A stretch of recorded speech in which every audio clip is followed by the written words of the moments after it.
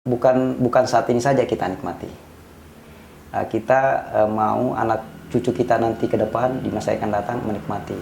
Semua yang terlibat di dunia permancingan, yang terlibat di laut, sampah itu dibuang di tempatnya. Artinya sampah dari darat kembalikan ke darat.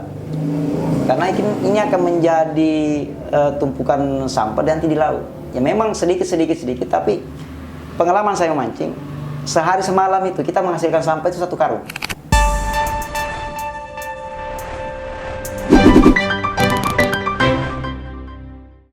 Selamat datang di podcast Ruang Bicara, tempatnya berbicara berbagai hal yang sifatnya edukatif.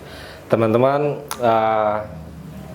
pada kesempatan ini kita akan berbicara persoalan tentu dunia laut dan pemancingan, teman-teman. Tetapi yang hadir untuk membahas persoalan-persoalan tadi, orang ini berbeda. Kenapa saya bilang berbeda, teman-teman? Di sisi lain kemudian dia aktivis, di sisi lain juga dia seorang pengajar, narasumber, memiliki ketajaman pengetahuan yang luar biasa, tetapi di lain hal juga dia aktif di dalam dunia pemancingan. Kan 2 hal yang berbeda, teman-teman. Nah, kita akan mendengar kisah-kisah inspiratifnya. Mungkin ada hal-hal yang kita bisa dapatkan informasi atau pengetahuan berkenan dengan dunia pemancingan. Siapa dia? Namanya Usefa, tapi saya akan sapa dulu. Apa kabar Bang Usefa? Kabar baik, alhamdulillah. Alhamdulillah. Terima kasih Bang telah datang ya di podcast di ruangan yang panas inilah. Bang, saya ingin bertanya pertanyaan pembuka lah. Kan tadi dengan latar belakang background Abang, aktivis, pengajar dan seterusnya, kenapa kok bisa tertarik dengan dunia pemancingan? Kenapa Bang? Hal apa yang bisa membawa Abang itu ke dunia pemancingan? Silakan Bang. Terima kasih Bung Pandu. Siap Bang. Yang telah mengundang saya di podcast. Jadi kenapa saya tertarik di dunia permancingan? Karena di situ ada filosofi di dunia mancing itu terkait masalah semangat, kemudian kerja keras, di samping itu juga mesti sabar. Nah, di situ. Yang namanya kita memancing itu kan faktor keberuntungan dan rezeki itu juga menjadi faktor yang sangat mendukung untuk mendapatkan ikan. Dan di samping juga harus memiliki pengetahuan tentang bagaimana memancing ikan yang benar. Itu dia Bang. Kan ada itu Bang, ada yang memancing di sungai, ada di jembatan-jembatan, ada di laut. Nah, itu apa yang membedakan mereka-mereka itu semua, Bang? Yang di laut, yang di sungai, yang di pinggir-pinggir apa itu di bawah ke jembatan, apa yang membedakan itu, Bang? Jadi dunia memancing ini kan sebenarnya dikategorikan ada 2. Ada disebut dengan freshwater, ada juga dengan saltwater. Kalau freshwater itu kita memancing di air tawar. Nah, itu misalnya contoh di danau, yang tadi kita sebutkan tadi di bawah jembatan atau sungai, mancing udang, yang sifatnya ikan air tawar. Nah, itu. Sementara kalau saltwater itu mancing di air laut. Nah, di air laut pun banyak juga jenisnya atau tipe permancingannya. Nah, ada mancing di air dalam, ada juga mancing di air dangkal. Oke Bang, yang penting tidak mancing kekeruhan dan persoalan lah. Oke, berikutnya Bang. Ya. Berkenan dengan, saya akan masuk ke teknologi Bang, atau alat-alat pemancingan modern lah. Itu berpengaruh tidak mungkin untuk mendapatkan ikan, atau dia membantu juga, baik mungkin di tawar maupun di air laut asin, dalam hal ini misalnya laut. Alat-alat teknologi membantu enggak itu Bang? Sangat, itu sangat sangat menjadi penunjang dan itu sangat dibutuhkan. Contoh misalnya ketika kita mancing di laut misalnya, yang paling pertama yang harus kita ketahui itu adalah GPS. Yang kemudian adalah GPS itu atau alat navigasi, kemudian Vice Finder. Nah, GPS itu akan memandu kita kemana lokasi yang akan kita tuju. Nah, tentu misalnya kenapa kita butuh GPS, karena itu menjadi tujuan kita. Ya misalnya sudah kita titik sebelumnya, kemudian kita mendatangi kembali. Dan kemudian adalah Vice Finder. Nah, Vice Finder inilah alat untuk mencari atau potensi ikannya. Karena Vice Finder ini mengukur kedalaman laut, kemudian kontur dasar laut itu bagaimana, apakah dia berlumpur atau ada karangnya, atau kombinasi dengan lumpur atau dengan batu. Nah, ini sangat berpengaruh potensi ikannya. Misalnya kalau konturnya itu adalah batu, itu jenis-jenis ikannya juga berbeda. Kalau misalnya berlumpur, jenis ikannya juga berbeda. Dan itu sangat menunjang. Kemudian tackle atau alat. Alat pancing itu misalnya, kan selama ini kan kita sering melihat atau yang sangat tradisional itu yang namanya handline atau manual, yang menggunakan nilon itu, yang tidak menggunakan alat. Ya. Sekarang dunia mancing itu sangat modern, misalnya ada namanya reel. Reel itu ada 2 kategori misalnya. Ada yang namanya overhead, ada juga namanya spinning. Nah, spinning pun dikategorikan juga jenisnya berbeda-beda, overhead juga berbeda-beda. Dan jika kita membahas itu, saya rasa waktu habis ya? Ya, Oke, habis. betul. Kan ada begini juga, Bang. Kan kita tidak bisa juga melupakan kearifan lokal kita. Itu ada nelayan-nelayan yang mungkin instingnya itu ketika melihat, kayaknya udaranya tenangin, kayaknya ada bintang gemintangin, kayaknya nanti di sana banyak ikan di sana. Nah, itu kira-kira itu masih dilakukan hari ini tidak dengan tradisional tadi, atau itu sudah terpinggirkan dengan adanya GPS, dengan finder tadi? Bagaimana tanggapan Abang? Itu malah menjadi rujukan pemancing modern juga. Karena begini, misalnya dalam keadaan bulan gelap, itu potensi ikan makan itu misalnya contoh doktut atau tuna misalnya, itu sangat berpengaruh. Misalnya juga posisi terang bulan juga berbeda ikan yang misalnya kalau terang bulan kebiasaan kami itu kalau misalnya terang bulan biasanya kakap, jenis kakap seperti itu. Jadi sangat menjadi panduan juga buat pemancing. Kan ada begini juga Bang, saya ini pemula lah, saya awam, tidak mengetahui banyak persoalan dengan dunia pemancingan. Kan ada istilah itu, nanti kalau kamu ikut mancing ke laut, naik kapal, nanti kalau kamu mabuk, minum aja air laut, nanti nggak mabuk. Nah itu bagaimana tanggapan Abang itu? Kalau itu sih belum ada riset yang belum ada risetnya. Itu mungkin sugesti. Sugesti, oke. Memang ada obatnya. Ada obatnya. Yang paling umum itu antimo ya. Anti mabuk itu ada. Oke.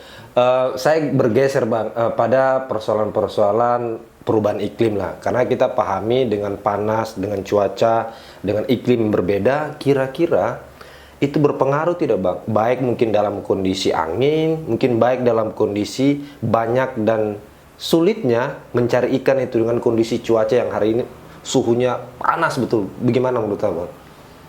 Kalau berkaitan dengan suhu, yang namanya laut itu kan laut dalam. Kita bicara di laut dalam ini, pasti berpengaruh. Tapi yang menjadi tantangan pemancingan adalah kondisi cuaca.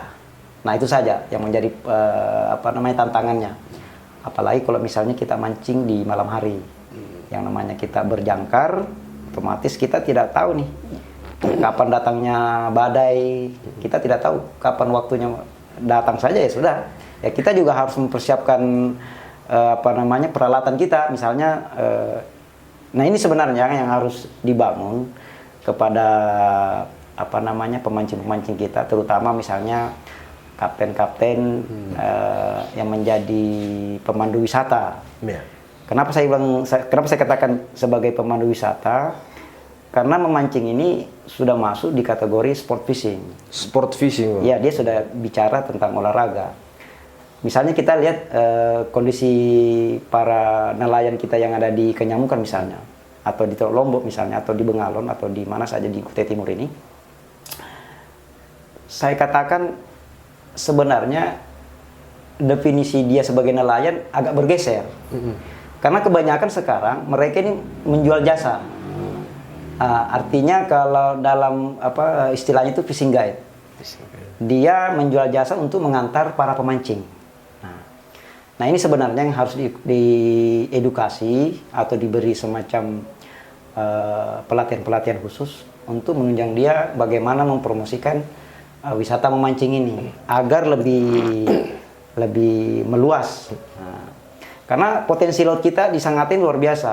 Sepanjang 200 km itu dari garis pantai dari Teluk Kaba sampai Tanjung Mangkaliat, luar biasa potensi laut Kutai Timur ini.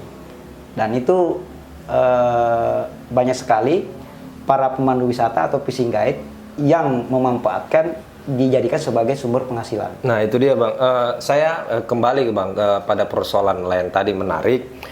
Menurut Abang potensi lautnya tentu sungguh luar biasa, tetapi dibarengi juga tidak dengan potensi ikan yang melimpah ruah itu di perairan dalam konteks wilayah Kutai Timur. Karena saya pernah waktu itu ke Berau Bang, ke Berau.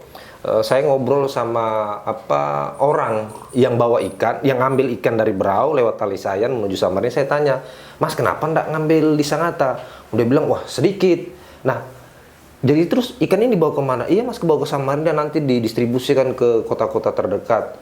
Jadi menurut Abang, ikan di perairan Kutai Timur itu tidak sebanyak di Berau kah, di Bontang kah, atau seperti apa Bang? Nah, pertanyaan bagus. Oke. Luar biasa. Ini saya luar biasa menarik. teman-teman. Kenapa kok misalnya kota Sangatta ini menjadi pasar bagi pemasok ikan dari luar, atau dari Berau? Kenapa demikian? Karena memang nelayan kita di Sangatta ini itu terutama kalau kita mau petakan kebanyakan jual jasa tadi. Tidak termanfaatkan oleh alat tangkap yang memadai.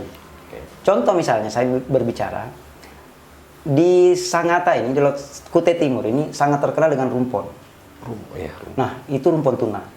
Rumpon tuna ini di luar di masih perairan Kutai Timur ini itu banyak sekali. Cuman bukan milik nelayan Kabupaten Kutai Timur. Nah, itu dimiliki oleh nelayan dari luar. Nah, ini yang memanfaatkan karena didukung oleh faktor mungkin pendukung swasta atau bagaimana, dan alatnya memadai. Nah, itu yang menjadi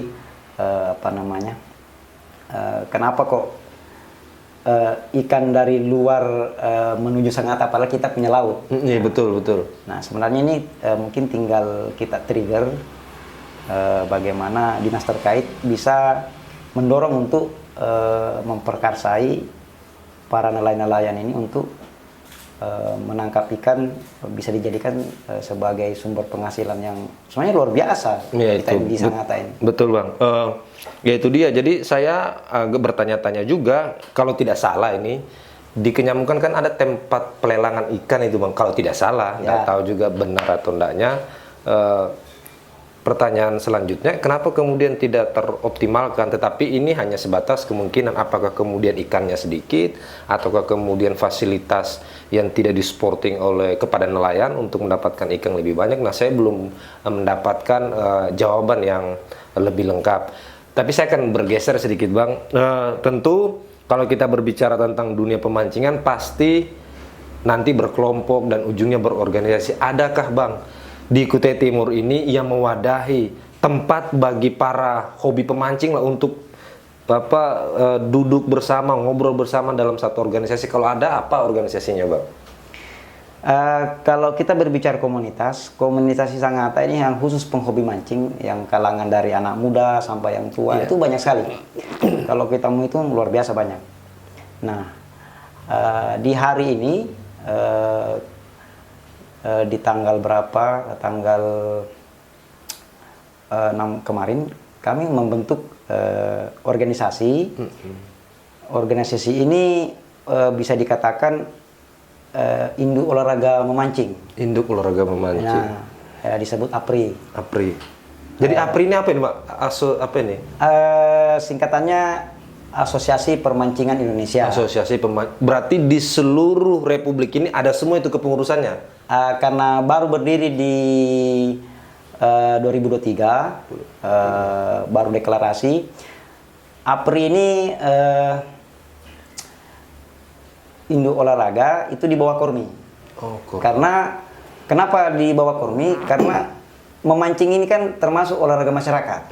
Olahraga masyarakat. Nah, naungannya di Kormi. Berbeda dengan misalnya olahraga prestasi, misalnya sepak bola atau badminton, itu masuk di KONI. Nah, itu perbedaannya. Kita masuk di wilayah rekreasi. Oke. Dan Bang. tepatnya di bawah Kementerian Pariwisata dan Ekonomi Kreatif. Oh, Kemenparekraf. Yes. Kementerian Pariwisata dan Ekonomi Kreatif. Oke, Bang. Pertanyaan lanjutannya kan saya juga sudah baca itu. Jadi pas deklarasi dan urun rembuk di dalam komunitas organisasi itu terpilihlah namanya Bang Husepa menjadi ketua di situ. Saya ingin tanya lagi nih, Bang. Kira-kira ya kalau biasanya kan kalau satu organisasi kan dia punya apa ya? Punya program top lah, program top, kerja-kerja top, atau apa lomba-lomba mungkin atau event-event tertentu yang saya kayaknya harus getolkan di kepengurusan saya. Kira-kira apa Bang yang Abang konsen nanti di kepengurusan Abang nantinya nih? Kalau saya sih lebih kepada visi dulu nih. Oke Bang. Visi APRI kan menjadi sebuah organisasi sebagai pemersatu seluruh unsur permancingan. Artinya semua komunitas silakan bergabung. Oke, saya sebelum sampai ke situ Bang, saya pengen tanya dulu. Di APRI ini ada berapa orang yang gabung ini? Untuk sementara di Kutai Timur itu ada sekitar 52 orang. Push, 52 orang. Oke. Artinya kita belum begitu masif bergerak untuk merekrut. Ya, artinya ini memang memandang APRI itu positif. Iya. Karena ada yang menaungi komunitasnya. Karena seperti yang saya bilang tadi, visinya adalah sebagai pemersatu unsur permancingan yang di mana situ ada komunitas. Nah, kemudian menjadikan anggotanya sebagai profesional dalam memancing. Nah, misalnya bagaimana menciptakan pemancingan profesional, tentunya dengan melaksanakan kegiatan-kegiatan atau pelatihan-pelatihan yang nantinya akan melahirkan insan pemancing profesional. Ya sebenarnya tujuannya lah demi kesejahteraan masyarakat. Karena nanti kami akan trigger misalnya ke instansi terkait misalnya. Contoh yang saya bilang tadi adalah fishing guide. Fishing guide. Fishing guide. Nah, fishing guide ini jatuhnya kepada Dinas Pariwisata. Dan ini akan kita lakukan pelatihan atau sertifikasi. Di mana nantinya ketika misalnya bersertifikasi dan diakui, karena ini akan jatuhnya ke BNSP, Badan Nasional Sertifikasi Profesi, dan itu dikeluarkan oleh lembaga itu. Oke Bang, saya ingin menyambung berkenan dengan tadi Abang menyinggung persoalan pelatihan tadi. Anggap saja misalnya dalam perjalanannya APRI ini bekerja sama misalnya sama Dinas Kelautan mungkin di dalam mengadakan pelatihan tersebut, apakah itu akan menyasar juga baik misalnya teman-teman nelayan ataupun orang per orang yang hobinya mancing yang pada ujungnya nanti diarahkan menjadi fishing guide gitu dan memiliki sertifikasi khusus, apakah arahnya ke sana juga atau tidak, bagaimana Bang? Jelas, karena begini, ketika orang sudah bersertifikasi, contoh misalnya kenapa sih kalau kita butuh sertifikasi, kan pasti banyak bertanya tuh. Contoh saja seorang karyawan, seorang pengawas ada namanya sertifikasi POP, dan itu wajib bahwa seorang pengawas itu harus kompeten di bidang misalnya safety, pengawasan dalam berorganisasi di sebuah perusahaan. Sama juga halnya di fishing guide ini, harus paham bagaimana safety memancing, artinya dia profesional, kemudian dia memahami spot-spot yang sumber ikannya melimpah. Nah, itu nanti ada pelatihannya. Ya. Itu dia dan menyasar komunitas dan kapten-kapten yang tadi yang saya katakan menjual jasa mengantar pemancing. Oke Bang, iya. Berkenan dengan, saya ingin bertanya juga Bang berkenan safety, karena saya tidak tahu, saya lupa beberapa tahun lalu atau 5 tahun lalu kan pernah ada kejadian di perairan Kutai Timur itu yang kecelakaan lalu lintas laut lah yang menyebabkan kapal rusak, mungkin ada korban jiwa kalau tidak salah waktu itu. Nah, kira-kira yang kapal-kapal sekarang ini dalam konteks, anggap saja kita sebut saja dia sudah jadi fishing guide yang belum tersertifikasi lah. apakah kapal-kapal yang orang ikut dan kemudian sampai ke tengah laut dan memancing, apakah sudah layak dan cukup memenuhi standar keamanan atau tidak itu, Bang? Nah, itu dia. APRI-nya hadir untuk itu. Oh, oke. Luar biasa, teman. APRI hadir untuk, oke, silakan, Bang. APRI hadir untuk itu. Kita akan mendorong instansi terkait untuk mensertifikasi mereka. Dan itu tujuan kami.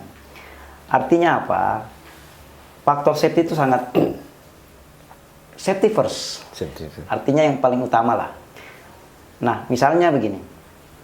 Seorang kapten atau fishing guide itu harus tahu di mana area-area yang misalnya menjadi jalur kapal-kapal besar, kapal-kapal perusahaan. Dia harus tahu. Nah, di mana saja titik-titiknya. Dan itu sudah memang menjadi zona larang untuk memancing. Dan itu ketika misalnya tidak dipahami ya menjadi pertanyaan. Nah, artinya apa? Ketika orang sudah bersertifikasi,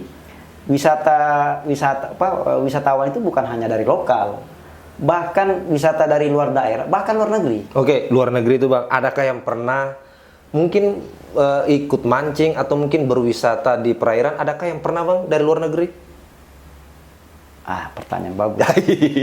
Okay. Jadi di Kalimantan ini kita harus berbangga. Di Kutai Timur inilah yang pertama mengadakan turnamen internasional di 2023. Wih, luar biasa. Itu pemerintah saya sangat mengapresiasi, mendorong untuk menyelenggarakan olahraga memancing bertaraf internasional. Yang sebelumnya di tahun 2022 itu sudah dilakukan yang bertaraf nasional. Pesertanya itu bahkan lebih bangganya kami sebagai pelaksana tenis waktu itu, tahun kemarin, kita memecahkan rekor muri. Kita memecahkan rekor muri turnamen yang ada di Likupang, Manado. Nah, kalau tidak salah itu kita melibatkan pemancing itu lebih dari 1.200 atau berapa. Yang penting melewati jumlah pemancing yang ada di Manado. Itu luar biasa. Dan di muri tercatat. Ya itu, Bang, menarik yang sampai warga asing ikut berpartisipasi dalam lomba tersebut yang bertaraf internasional. Ada berapa negara, Bang, yang ikut berpartisipasi itu kemarin? Yang pertama dari Amerika ada, dari Inggris juga ada, dari Singapura ada, dari Taiwan juga ada. Nah, itu. Wih, luar biasa. Ya, luar biasa. Saya ingin bertanya lagi, Bang, berkenaan dengan persoalan organisasi APRI ini. Apakah kemudian organisasi APRI ini nantinya ataupun nanti ketika mungkin program kegiatannya sudah siap diteruskan, apakah kemudian dia sampai menyentuh dan memberikan informasi baik mungkin di kecamatan-kecamatan kah, desa-desa kah? Karena tidak menutup kemungkinan teman-teman di desa dan kecamatan butuh juga kan informasi-informasi berkaitan dengan persoalan mancing, ataukah hanya di seputaran Sangat aja, Bang, nanti APRI ini persoalan-persoalan edukasinya nanti nih? Jadi di kepengurusan APRI itu ada namanya kepala bidang. Okay. Ada salah satu pertanyaan Bung Pandu tadi, adakah di kecamatan? Itu ada, namanya koordinator wilayah. Nah, sifatnya dia perwakilan APRI di kecamatan.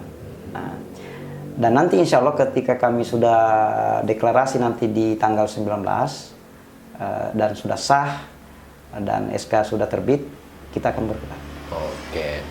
Oke, Bang, tentu kalau berbicara dunia pemancingan ini biar sampai 20 jam tidak akan habis ini, Bang. Tidak akan habis, Bang. Karena waktu juga sudah menunjukkan batas akhir. Ini saya minta, Bang, kalimat penutup lah, kalimat motivasi, anjuran atau pesan-pesan lah kepada siapapun yang hobi mancing atau mungkin ingin memulai. Kira-kira apa pesannya, Bang? Silakan. Satu pesan saya, laut ini bukan saat ini saja kita nikmati. Kita mau anak cucu kita nanti ke depan di masa yang akan datang menikmati. Jadi saya harapkan semua yang terlibat di dunia permancingan, yang terlibat di laut, sampah itu dibuang di tempatnya. Artinya sampah dari darat kembalikan ke darat. karena ini akan menjadi tumpukan sampah nanti di laut. Ya memang sedikit, tapi pengalaman saya memancing, sehari semalam itu kita menghasilkan sampah itu 1 karung plastik. Nah ini yang menjadi concern juga APRI, bagaimana mengkonservasi laut agar lestari, bisa ibaratnya bisa dinikmati lah anak cucu kita. Baik teman-teman, poin yang menarik dari persoalan yang tadi kita bicarakan bahwa konservasi laut itu hal utama. Laut tidak dipandang pada persoalan kedalaman keindahan, tetapi laut juga bisa dipandang dari sisi rindu yang kemudian akan selalu kita kenang. Sampai berjumpa di episode yang akan datang. Terima kasih.